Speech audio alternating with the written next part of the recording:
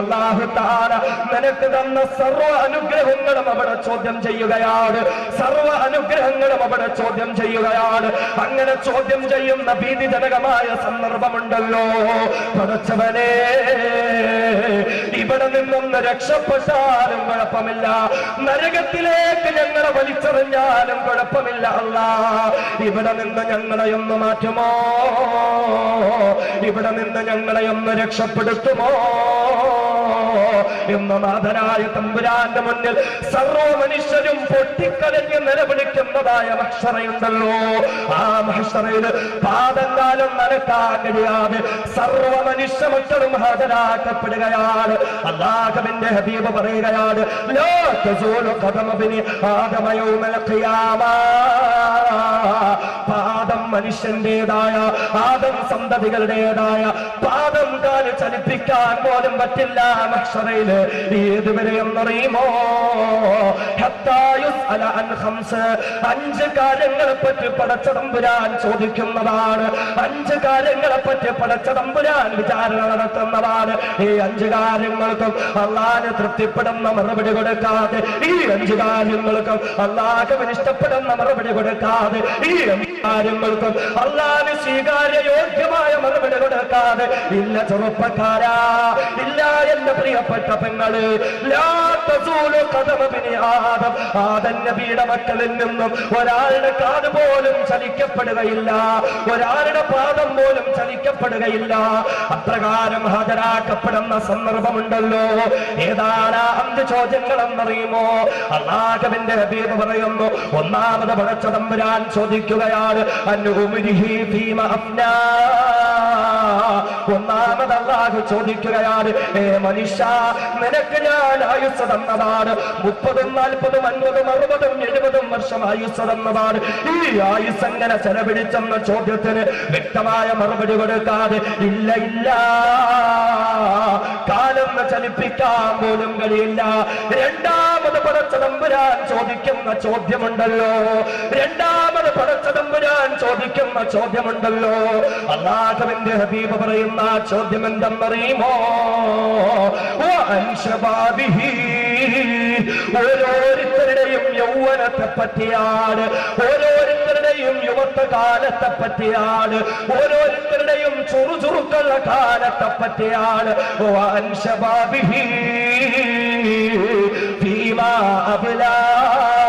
യൗവനം എവിടെയാ നിങ്ങൾ ചെലവഴിച്ചത്? എന്ത് യൗവനം ആർക്ക് വേണ്ടിയാ നിങ്ങൾ കൊടുത്തത്? നാലാംഗട രാഷ്ട്രീയക്കാരോട് കൊടുത്തെന്ന് പറഞ്ഞാൽ രക്ഷപ്പെടാൻ പറ്റുമോ? സിനിമാ താരങ്ങൾക്ക് വേണ്ടി ഫാൻസ് വെൽഫെയർ അസോസിയേഷൻ ഉണ്ടാക്കാൻ കൊടുത്തെന്ന് പറഞ്ഞാൽ രക്ഷപ്പെടാൻ പറ്റുമോ?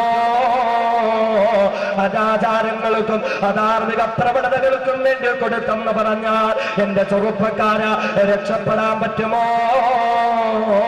എന്റെ പൊന്നുമോനെ, ഒന്ന് വിചിന്തനം നടത്തടാ. നിന്റെ ജീവിതത്തെ പറ്റി നിനക്ക് തന്നെ ഒരു ബോധമുണ്ടാകട്ടെ. ഒന്ന് ചിന്തിക്കണേ മുസ്ലിമേ. അല്ലാഹു നിനക്ക് യൗവനം തന്നപ്പോൾ ആ യൗവനത്തെ ആരെയൊക്കെയോ ഭയപ്പെട്ടുകൊണ്ട് നീ തൊലച്ചു കളയുമ്പോൾ, ആരെയൊക്കെയോ ഭയപ്പെട്ടുകൊണ്ട് നീ നശിപ്പിച്ചു കളയുമ്പോൾ, ഞാനൊരു മുസ്ലിമായി ജീവിച്ചു കഴിഞ്ഞാൽ, ഞാനൊരു ഈമാനിക ആവേശമുള്ള ചുറുചുറുക്കുള്ള യുവാവായി ജീവിച്ചു കഴിഞ്ഞാൽ, ഞാൻ സത്യത്തിന്റെ വക്താവായി മാറിയാൽ, ഞാൻ അധർമ്മത്തിനെതിരെ ശബ്ദിക്കുന്നവനായി മാറിയാൽ, ഞാൻ അനാചാരങ്ങൾക്കെതിരെ ജിഹാദ് നടത്തിക്കൊണ്ട് അല്ലാഹുവിനെയും റസൂലിനെയും പരിചയപ്പെടുത്തുന്നവനായി മാറിയാൽ, അതേ ഞാൻ മതമൗലികവാദി എന്ന് മുദ്രകുത്തപ്പെടുന്നതാണ്, ഭീകരവാദി എന്ന് മുദ്രകുത്തപ്പെടുന്നതാണ്, തീവ്രവാദി എന്ന് മുദ്രകുത്തപ്പെടുന്നതാണ്. രാജ്യം ഭരിക്കുന്ന, രാഷ്ട്രം ഭരിക്കുന്ന നാലാംഗിട രാഷ്ട്രീയക്കാരുടെ ഒരുക്കുന്നതായ പ്രത്യേക നീതിപീഠത്തിന്റെ മുന്നിൽ ചോദ്യം ചെയ്യപ്പെടുന്നവനായി ഞാൻ നിൽക്കുന്നതാണ് എന്ന് ഭയപ്പെട്ടുകൊണ്ട് അല്ലാഹു പഠിപ്പിച്ച ജീവിതത്തിൽ നിന്നൊഴിഞ്ഞു മാറി, റസൂലുള്ളാഹി പഠിപ്പിച്ച ജീവിതം ജീവിതത്തിൽ നിന്നൊഴിഞ്ഞു മാറി നപുംസക ജീവിതം നയിക്കുന്ന ചെറുപ്പക്കാരാ, ആരെയാ പൊന്നുമോനെ നീ ഭയപ്പെടുന്നത്? ആരെയാ പൊന്നുമോനെ നീ ഭയപ്പെടുന്നത്? അല്ലാഹു നിന്നോട് ചോദ്യം ചോദിക്കുന്ന ദിവസമുണ്ടടാ. ദുനിയാവിൽ ആരും നിന്നെ ചോദ്യം ചെയ്യുന്നില്ല. ഒരു മന്ത്രി പുങ്കവന്റെയും ചോദ്യത്തിന് നീ ഉത്തരം കൊടുക്കണ്ട. ഒരു പോലീസ് ഏമാന്റെയും ചോദ്യത്തിന് നീ ഉത്തരം കൊടുക്കണ്ട. ഒരു രാഷ്ട്രീയ നേതാവിന്റെയും ചോദ്യത്തിന് നീ ഉത്തരം കൊടുക്കണ്ട. അല്ലാഹുവിന്റെ ചോദ്യത്തിന് മാത്രം ഉത്തരം കൊടുക്കേണ്ട ദിവസമാണ്. അല്ലാഹുവിന്റെ വിചാരണയുടേതായ വിതുമ്പുന്ന നിമിഷങ്ങളെ നേരിടേണ്ടി വരുന്ന സന്ദർഭമാണ്. ആ ദിവസത്തിന്റെ അവസ്ഥ എന്തെന്നറിയുമോ? അല്ലാഹു തന്നെ പരിചയപ്പെടുത്തുകയാണ്. ആ ദിവസമാരുടെ ദിവസമാണ്. അല്ലാഹു വന്ന് വിളിച്ചു ചോദിക്കുന്നതാണ്, ലിമനിൽ മുൽക്കുൽ യൗം, ലിമനിൽ മുൽക്കുൽ യൗം. ഇന്നത്തെ അധികാരം ആർക്കാണടാ ഉള്ളത്? ഇന്നത്തെ അധികാരം ആർക്കാണടാ ഉള്ളത്? അധികാരത്തിന് വേണ്ടി കടിപിടി കൂടിയവരെവിടെ?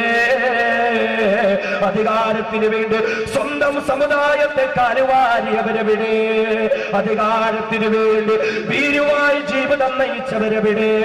അധികാരത്തിന് വേണ്ടി എന്ത് വൃത്തികെട്ട പ്രവർത്തനവും നടത്താൻ മടിയില്ലാത്തവരെവിടെ?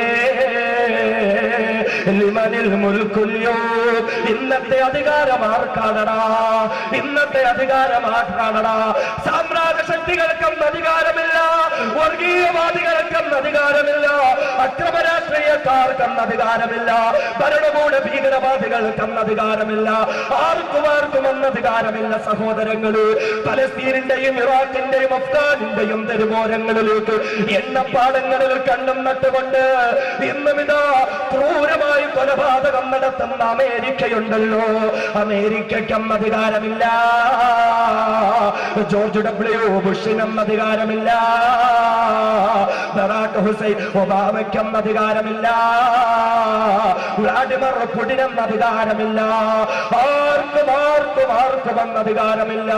ഒരു രാഷ്ട്രീയക്കാരനും അധികാരമില്ലടോ, ഒരു പോലീസ് ഏമാനും അധികാരമില്ലടോ, DGPക്കും അധികാരമില്ല, IG-ക്കും അധികാരമില്ല, SP-ക്കും അധികാരമില്ല, ഒരു സ്പെഷ്യൽ ബ്രാഞ്ച് ഓഫീസറിനും അധികാരമില്ല, ആർക്കും അധികാരമില്ല. പൊന്നുമോദി, എല്ലാവരും അധികാരം നഷ്ടപ്പെട്ടുകൊണ്ട് രാജാതിരാജനായ പടച്ച തമ്പുരാന്റെ മുന്നിൽ ഒരു നൂൽ കഷണം പോലുമില്ലാതെ വന്നു നിൽക്കുന്ന സന്ദർഭമുണ്ടല്ലോ. സകലതും പടച്ചവന്റെ മുന്നിൽ സമർപ്പിച്ചുകൊണ്ട് എല്ലാം നഷ്ടപ്പെട്ടുകൊണ്ട് നിസ്സഹായരായി വന്നു നിൽക്കുന്ന സന്ദർഭമുണ്ടല്ലോ. അന്നാ പടച്ചവൻ നിന്നോട് ചോദ്യം ചോദിക്കുന്നത്, അന്നാണ് പടച്ചവൻ നിന്നെ വിചാരണ ചെയ്യുന്നത്.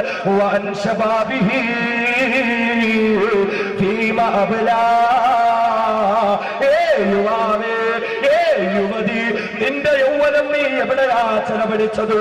എന്റെ ചെറുപ്പക്കാരാ, അന്ന് നീ അല്ലാഹു ആ ചോദ്യം ചോദിക്കുമ്പോൾ പടച്ചവന് ഈ നിൽക്കുന്ന സിനിമാ താരങ്ങൾക്ക് കൊടുത്തുവല്ല, ഈ നിൽക്കുന്ന സീരിയൽ താരങ്ങൾക്ക് കൊടുത്തുവല്ല, ഈ നിൽക്കുന്ന നിരീശ്വരവാദികളായ രാഷ്ട്രീയ മേധാവന്മാർക്ക് കൊടുത്തുവല്ല, പടച്ചവനെ ഈ നിൽക്കുന്ന അനാചാരത്തിന്റെ വക്താക്കൾക്ക് കൊടുത്തുവല്ല.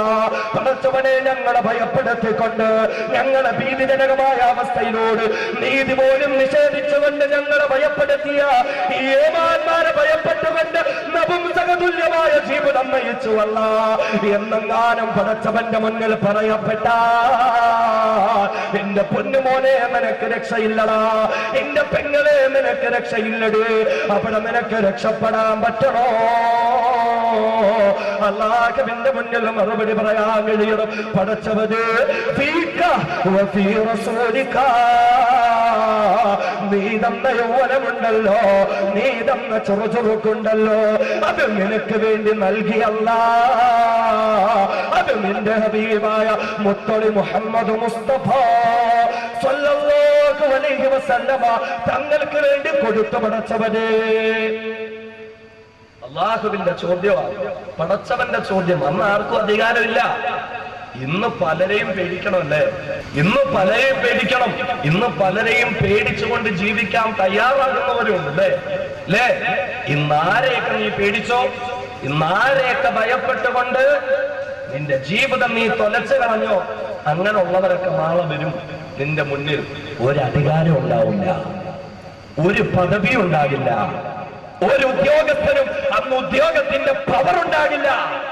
സർവരും സമന്മാരായി രാജാതിരാജനായ സർവശക്തനായ അല്ലാഹു റബ്ബുൽ ഇസ്സത്തിന്റെ മുന്നിൽ ഹാജരാക്കപ്പെടുകയാ. അന്ന് പടച്ചവൻ ചോദിക്കും, അൻ ശബാബിഹി ഫീമാ അബ്ലാ, യൗവനം എവിടെയാ ചെലവഴിച്ചത്? യൗവനം എവിടെയാ ചെലവഴിച്ചത്? പടച്ചവനെ ഈ നിൽക്കുന്ന സിനിമാ താരങ്ങൾക്ക് കൊടുത്തെന്ന് പറഞ്ഞാൽ രക്ഷപ്പെടാൻ പറ്റുമോ? എന്റെ പ്രിയപ്പെട്ട മുസ്ലിമേ, നാലാംകിട രാഷ്ട്രീയക്കാർക്ക് വേണ്ടി ജീവിതം കൊടുക്കുന്ന ചെറുപ്പക്കാരനും ചിന്തിക്കണം.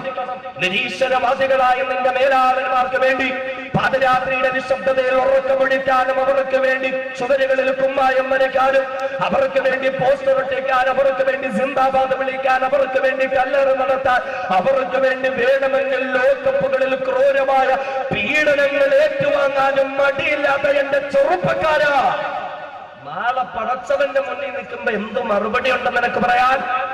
എന്റെ സഹോദരിമാരൊന്ന് ചിന്തിക്കണം. പടച്ചവൻ യൗവനം അങ്ങനെ ചെലവഴിച്ചെന്ന് ചോദിക്കുമ്പോ പർദ്ദയൊന്നുമില്ലാതെ ഒരു മോഡേൺ ഗേൾ ആയിട്ടില്ലേ, സിനിമാ താരങ്ങളെയും സീരിയൽ താരങ്ങളെയൊക്കെ ഇങ്ങനെ ഇഷ്ടപ്പെട്ട് പർദ്ദയില്ല, പർദ്ദ ഉള്ളത് തന്നെ അത് കണക്കാണ്. പർദ്ദ ഉണ്ട് എന്നാലും അത് കണക്കാ. 313 മോഡലിലും 1001 ഷോപ്പുകളില് 756 നിറത്തില് ശരീരത്തിൽ ഇങ്ങനെ ഒട്ടിപ്പിടിച്ച് ശരീരത്തിന്റെ തടിപ്പും തുടിപ്പും വെളുപ്പും പുറത്തു കാട്ടുന്ന രീതിയിൽ അല്ലേ ഇറുകിപ്പിടിച്ച പർദ്ദ, അതുമൊക്കെ ഇട്ടുകൊണ്ട് സഹോദരിമാരിങ്ങോട്ട് പുറത്തോട്ടിറങ്ങിയാൽ കാണുന്നവന് ശ്വാസം മുട്ടും. ശ്വാസം മാത്രമല്ല പലതും മുട്ടും. അതും ഇട്ടോണ്ട് ഇങ്ങോട്ട് ഇറങ്ങി വന്നേക്കുക. അള്ളാഹുവിന്റെ മുന്നിൽ എന്തോ മറുപടി ഉണ്ടെന്ന് പെങ്ങളെ പറയാ, എന്ത് മറുപടിയുണ്ട് ചിന്തിക്കണം. യുവത്വം എന്ന് പറയുന്നത് നിസാര വിഷയമൊന്നുമല്ല, നിസാര വിഷയമൊന്നുമല്ല. പിടിച്ചു നിർത്തി പടച്ചവൻ ചോദിക്കും.